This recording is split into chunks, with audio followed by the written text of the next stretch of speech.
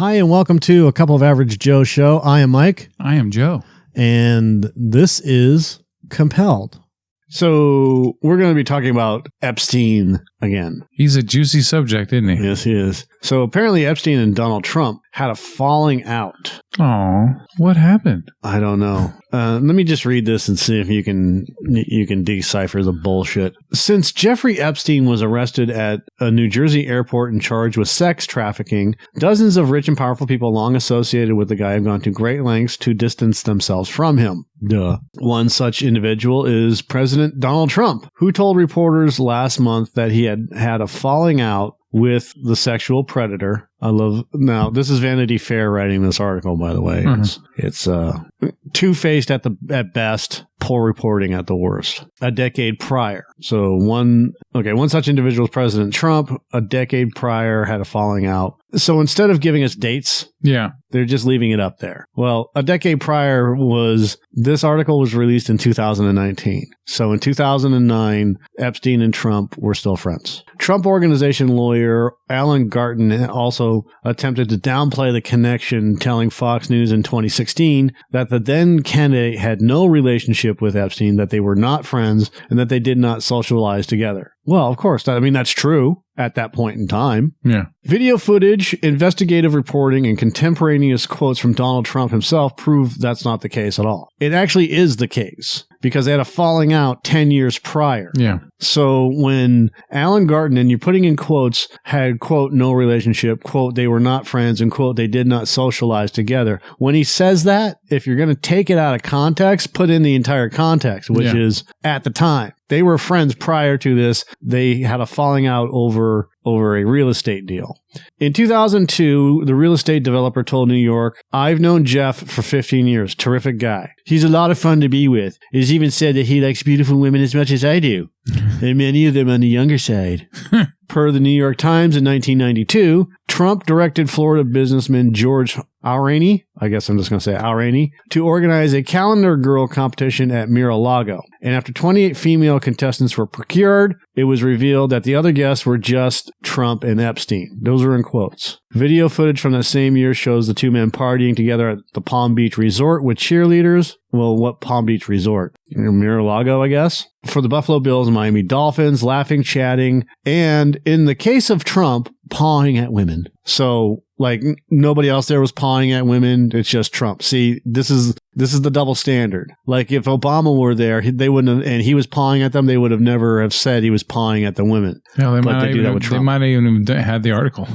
Right. The friendly relationship continued for more than 10 years after that, so till 2002, give or take, with the two men reportedly dining at Epstein's mansion and attending many of the same dinner parties. According to Epstein's brother Mark, Trump would comp Epstein's mother and aunt at one of his Atlantic casino hotels and flew on the Lolita Express, which is Epstein's private jet, quote-unquote, numerous times. One person who observed both men told the Washington Post that they were tight and that nauseatingly they were each other's wingmen. Why is that nauseating? Do you see what I'm saying? Yeah. Well, maybe it's the person that said that this, they're saying it's nauseating, not the article writer. No, that's the article writer. Yeah, that's a quote. That's biased. That you're not. This is supposed to be reporting. Not, yeah. That's what bothers. Nobody likes Trump or Epstein apparently in Hollywood. That's fine. Your opinion is your opinion. But when you put biased bullshit reporting ahead of objective reporting, then what you're doing is you're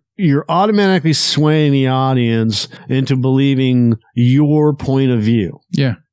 And we try not to do that. I mean, we put our opinions out there, but we're not here to tell you how to think. So this is why I'm glad that you start this off, because I don't notice this shit as well as you do. Like me, I just read an article. Right. And I don't notice that it's all this stuff is, sometimes I notice out of context stuff, but like the nauseatingly thing, if you hadn't pointed that out, I wouldn't even have thought about it. Yeah. And I hate that. That's scary because there's a lot of people that read this shit and I also the same way. They're oblivious to it. It's the media, and the media continually does it. Like I said, love them or hate them, it doesn't matter what your feelings are on Trump. I don't care. Your feelings are your feelings, and that doesn't make me dislike you or like you any more or any less.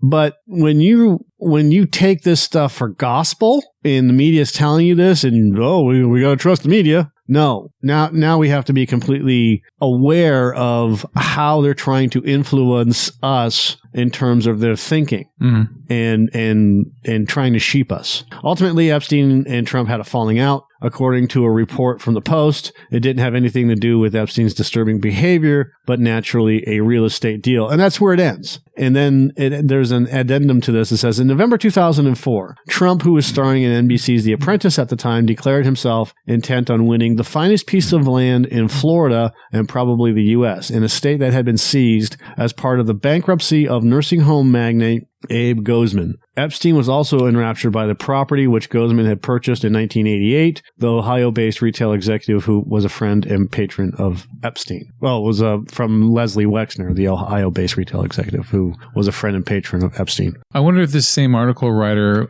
has talked about Bill Clinton and the many plane rides that he had with Jeffrey Epstein. Probably not. And this is not me being political at all. This is just me pointing out hypocrisy. So Leslie Wexner was one of Epstein's money guys. And I think this is the guy that Epstein had screwed out a ton of money. And this whole thing right here is what led to all of it blowing up for Epstein between Trump and Wexner and Epstein. Let's see. At first, Epstein pressed to gain the upper hand in the competition for the estate. According to Joseph Luzinski, the bankruptcy trustee, Epstein agreed on a price and terms that were viewed as favorable for Gozman's creditors if a higher bid didn't emerge. As the competition heated up, Trump and Epstein began talking each other down to the trustee. On November 5th, the representatives and a small cavalry of lawyers representing the creditors and the Gozman family gathered in a courtroom at the U.S. Bankruptcy Court in West Palm Beach. The auction began with an attempt by one of Epstein's three attorneys to knock Trump out of the bidding. Andrew Kamensky argued that Trump was not qualified because he demanded that the property have title insurance or he would not close on the sale. What I'm telling you is that Mr. Epstein will. He will close, Kamensky said. So there's another person that we need to look into, Andrew Kamensky. Trump was a higher bidder at $41 million. In an interview with the Post, Luzinski characterized the face-off as two very large Palm Beach egos going at it. 4 years later, Trump would sell the property to a Russian businessman named Dmitry Rybolovlev. Apropos of nothing at all, Rybolovlev was charged with corruption last year in 2018. Trump would later ban Epstein from Mar-a-Lago, though the exact timeline, whether this was before or after Florida police began investigating Epstein in 2005, is unclear. According to the Post, the last known interaction between Trump and Epstein occurred the same month as the sale of the house, when Trump left a pair of messages for Epstein, and we can only assume Trump called to gloat over low-energy Epstein for losing a deal and not to warn him to stay away from underage girls. Okay. So we'll get into Orgy Island later. But Mike, I want to talk about Orgy Island now. No. Oh. So a dead cat, a lawyer's call, and a 5-figure donation, how media fell short on Epstein. This was also that same month, August 2019, when this report came out, which is interesting. A coterie of intimidating lawyers, a deployment of charm, an aura of invincibility, a 5-figure donation to a New York Times reporter's favorite nonprofit, a bullet delivering a message, even, it is alleged, a cat's severed head in the front yard of the editor-in-chief of Vanity Fair. A cat's severed head? Okay, Godfather. It's really expensive to do it to a horse. Jesus. Just do it to it. But in The Godfather, he did it to the guy's favorite horse. You know. His prize winner, yeah. Yeah. So, such were the tools the disgraced financier Jeffrey Epstein is said to have used to try to soften news coverage and at times stave off journalistic scrutiny altogether.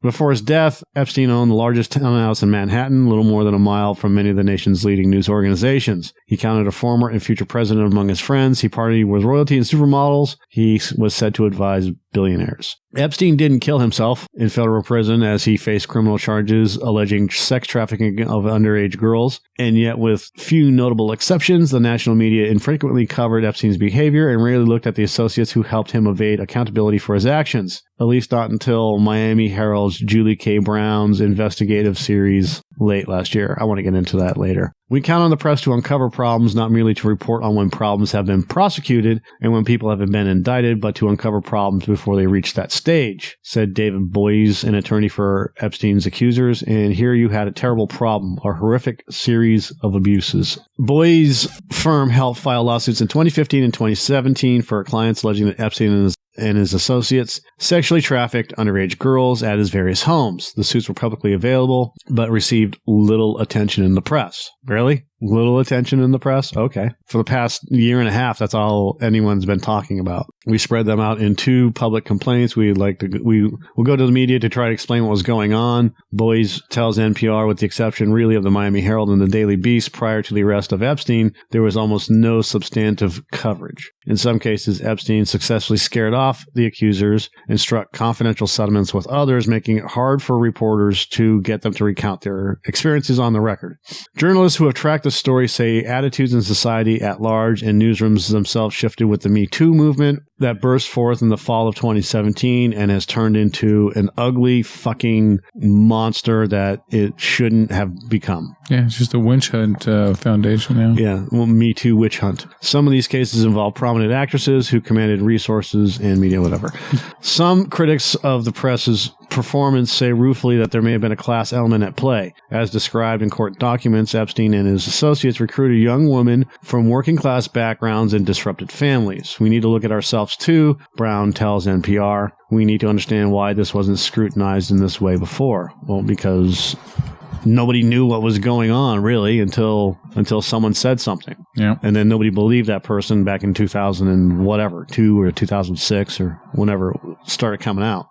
Separate instructive episodes stretch from 2003 to 2018 and involve 3 major American media outlets, Vanity Fair, ABC, and the New York Times. And taken together, they may help illuminate Epstein's drive to avoid tough journalistic scrutiny and the media's reluctance to take the story on. In the winter of 2003, Vanity Fair editor-in-chief Graydon Carter arrived at his magazine's office to find an unexpected visitor standing alone in the reception area behind his glass doors, which was Jeffrey Epstein. In 2002, Carter had read a gossip item in New York Post's page 6 column and decided to assign a reporter to answer the pressing question: who was Epstein and why was he flying former President Bill Clinton and other celebrities around on his jets? Under Carter, Vanity Fair was known for eagerly dissecting the nation's elites and just as eagerly rubbing shoulders with them. The problem is that he also shot down an important article done by Vicky Ward because there was not enough information, and she had multiple sources and provable sources. So Carter assigned the reporter Vicky Ward, which I just talked about, to write the story. This summer, she told NPR's Morning Edition she wanted to pinpoint the source of Epstein's wealth and to figure out why very young women were always spotted around him. Wealth, that would be why. Ward interviewed 2 sisters, Maria and Annie Farmer. They alleged Epstein and his former girlfriend, Ghislaine Maxwell, lured them into his orbit for sexual exploitation. Maxwell denies this and all other related allegations. There's also a story about Ghislaine Maxwell and Prince Andrew that's very interesting that we're going to do as well. Maria, who is an aspiring artist, alleged Maxwell and Epstein sexually assaulted her together in an Ohio apartment. Annie was 15 years old, the sisters allege, when Epstein sexually assaulted her at his vast New Mexico ranch. Maria later detailed these allegations in an affidavit that was filed last year.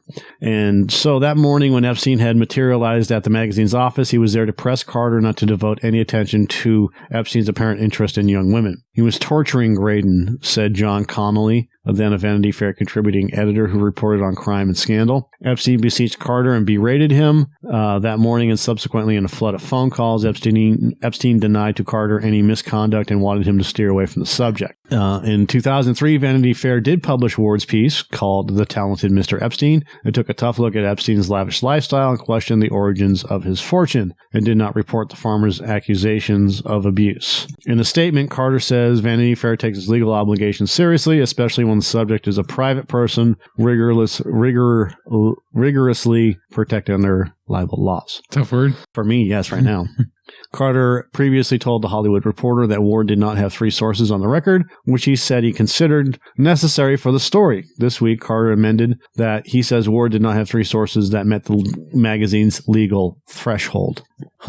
So, I mean, that's a quote right there, quote, legal threshold. So she did have 3 sources. For the first time in comments to NPR, Maria and Annie Farmer are publicly confirming that they gave interviews to Ward. They say they both spoke about their abuse on record by name back in 2002. Their mother, Janice, tells NPR she did too, and she says they were crestfallen Vanity Fair didn't report the allegations. We decided to share our story about Epstein and Maxwell with the writer for Vanity Fair in 2002 because telling other people what happened to us, as we had already done, did not lead to either of them being held accountable. We spoke on record. Our mother spoke on record. It was painful. We had hoped the story would put people on notice and they would be stopped from abusing other young girls and women.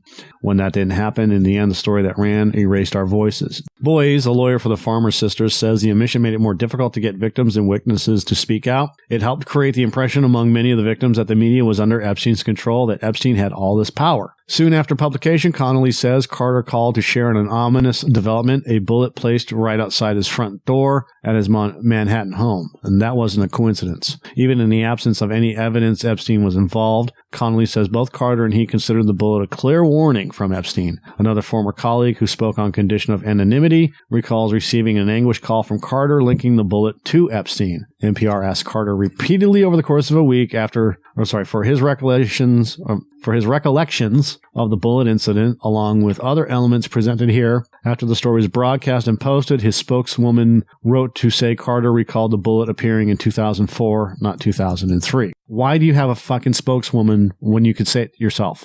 I don't know. It's because you're a pussy and you want to hide behind people. In 2006, authorities compiled accusations against Epstein in Florida. Connolly says he headed south to see if there was a story there for Vanity Fair. Connolly pursued interviews with women who had worked for Epstein, he says. Carter called him once more. The editor had found another intrusion, this time in the front yard of his Connecticut home, the severed hat of a dead cat. I hope it was dead. Yeah.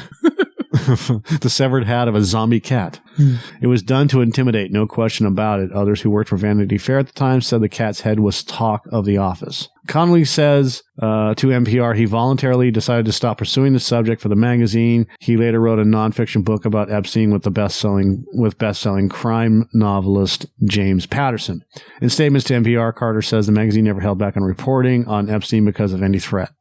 Although federal investigators had identified nearly 36 victims, Epstein's legal team was able to strike a controversial deal allowing him to plead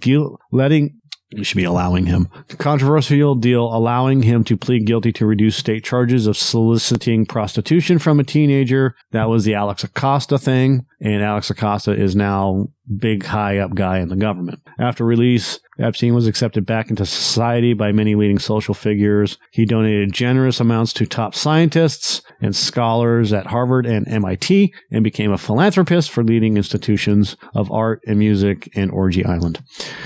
He would get to, interact with young progenies and things like that, right? Yep.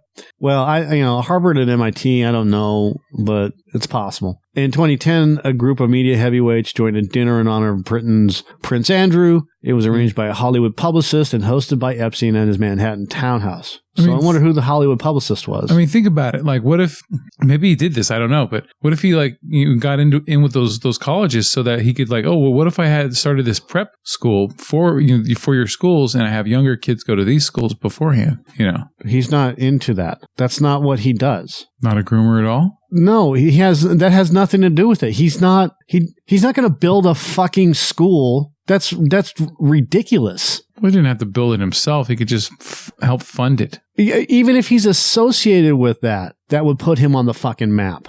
That's not how sexual predators work. And he wasn't going after these people. He wasn't going after. Tell that to Jimmy Savile. That's Jimmy Savile. And again, he didn't build things. He snuck in. He bought into them. I know he bought parts of those hospitals, so he had owners' rights. Yeah. Well, I don't know if he bought the hospitals, but he definitely contributed, and he worked at the hospitals so that they would know who he was. When he donated money, Epstein donated tons of money to scientists and scholars at Harvard and MIT, and became a philanthropist for art and music. Sexual predators most sexual predators don't want their name out there. They don't want, they're not going to put their name on something like the Epstein building for. Well, he didn't have to have his name on it. That's not what I'm talking about. Even building stuff.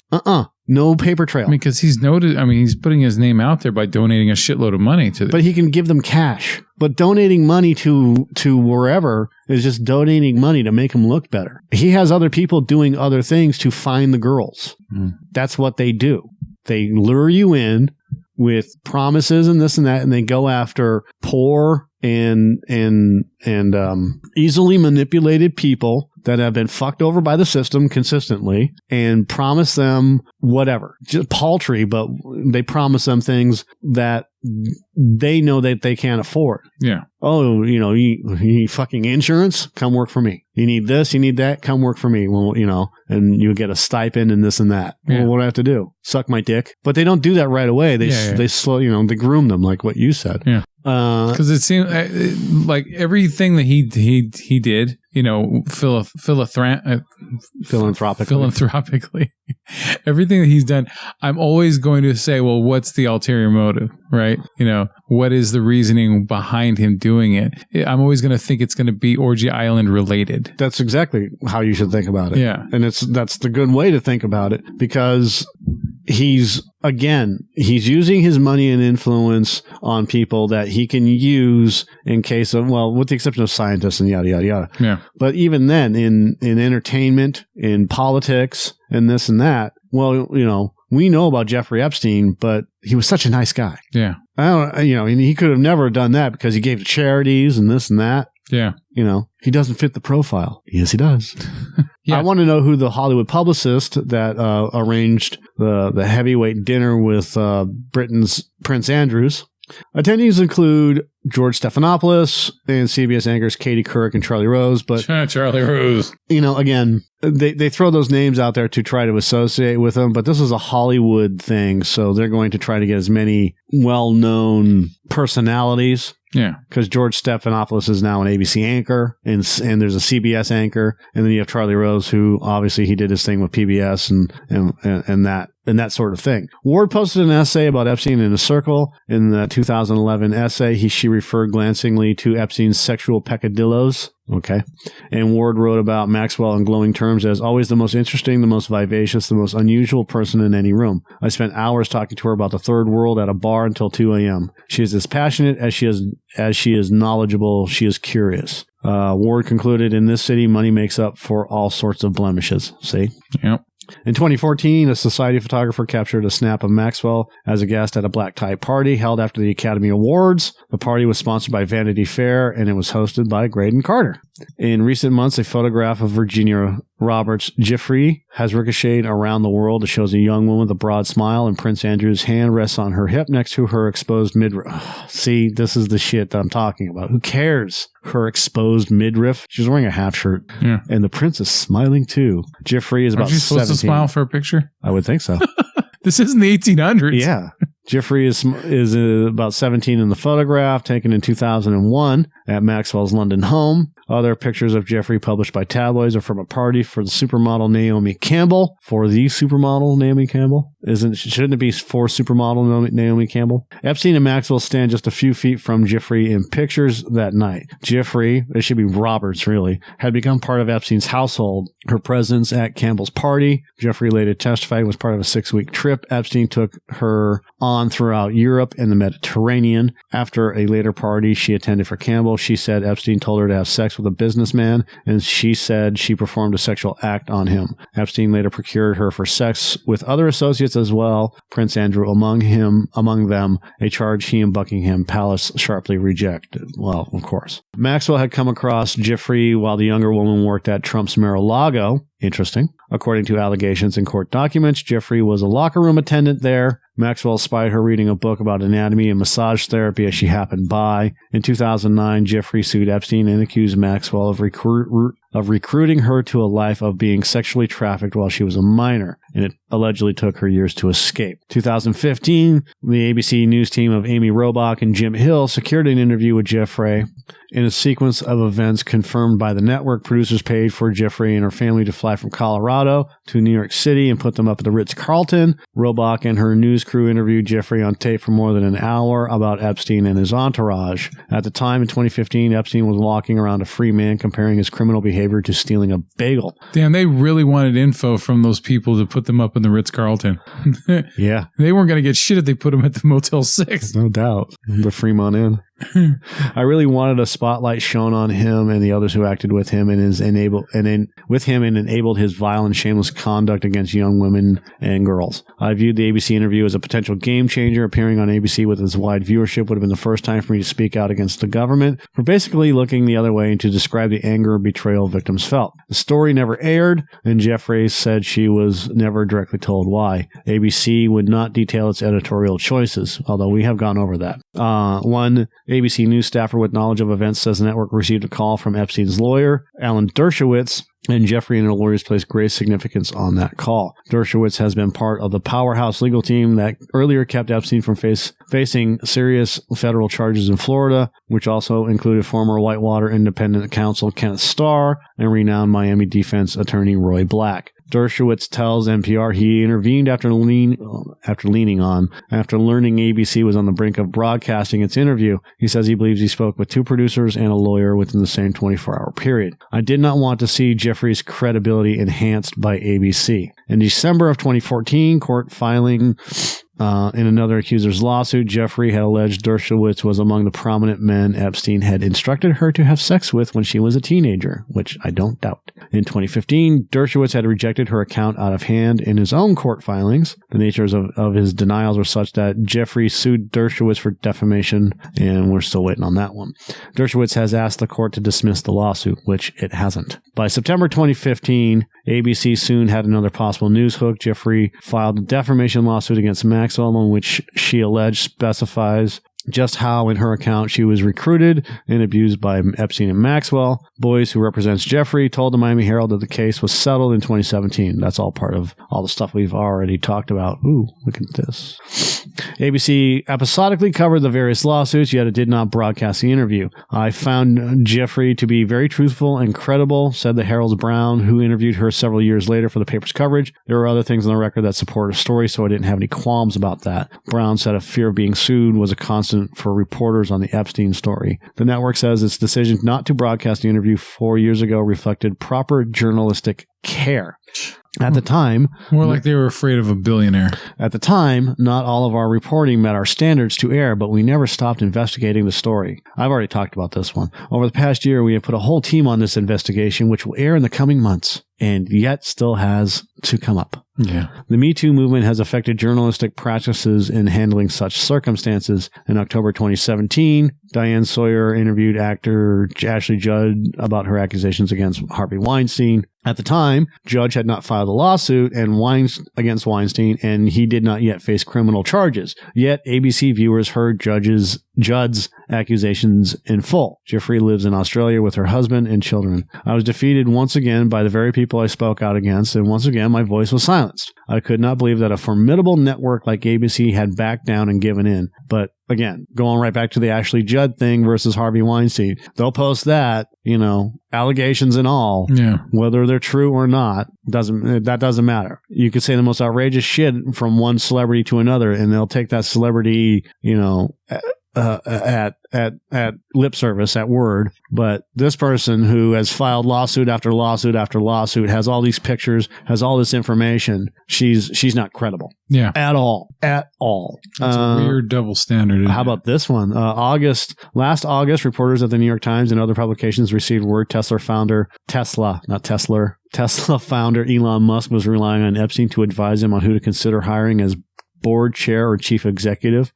Editors at the Times sent business columnist James Stewart to talk to Epstein. I wondered why would Musk, if this is true, be using a registered sex offender to recruit new members to the board? Probably because he has experience and he knows a lot of people, regardless of him being a sex offender. Oh, yeah. Given his criminal history, the off-the-record conversation took a surprising turn. As Stewart wrote last week, he said that criminalizing sex with teenage girls was a cultural aberration and that at times in history is perfectly acceptable. I don't know who said that, but yet Stewart was not the editor's first choice to interview Epstein further. Initially, they had asked Landon Thomas Jr., a veteran financial correspondent who had been at the Times for 16 years. Thomas knew Epstein fairly well, having written first about the financier back in 2002 before he joined the paper. Thomas had considered him a valued source ever since, even after Epstein's release, but just how valued it turned out became a problem for the reporter and the paper.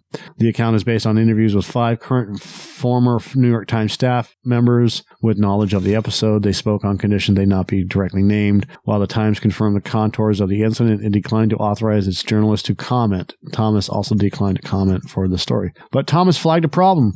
Told his editors that Epstein had been a great source for years and had become something of a friend as well. Thomas had solicited a $30,000 contribution from Epstein for a Harlem Cultural Center. Thomas suggested Epstein was just a source of information, not someone he would report on or investigate. His editors were aghast. They rejected the distinction he was trying to make, and his editors benched him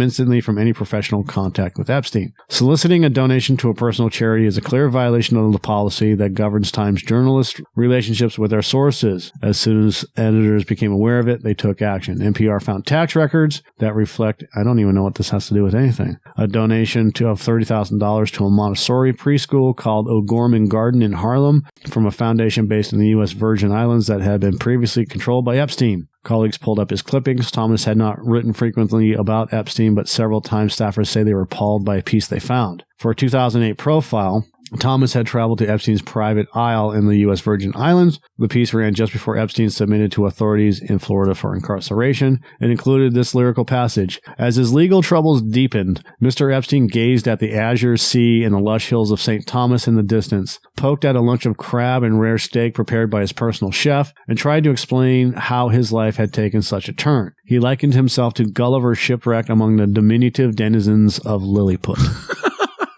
Oh, woe is me. He's a big brain amongst little brains. The article largely presented Epstein as someone who solicited prostitutes, not committed sex crimes against minors. Federal agents had by then identified several dozen possible victims. Rereading the story in August 2018, Thomas's colleagues recalled the exclusives their paper broke that propelled the Me Too awakening. This, they say, was an embarrassment. By early January 2019, Thomas was gone from the Times, though the inspiration for his departure was not shared with the public.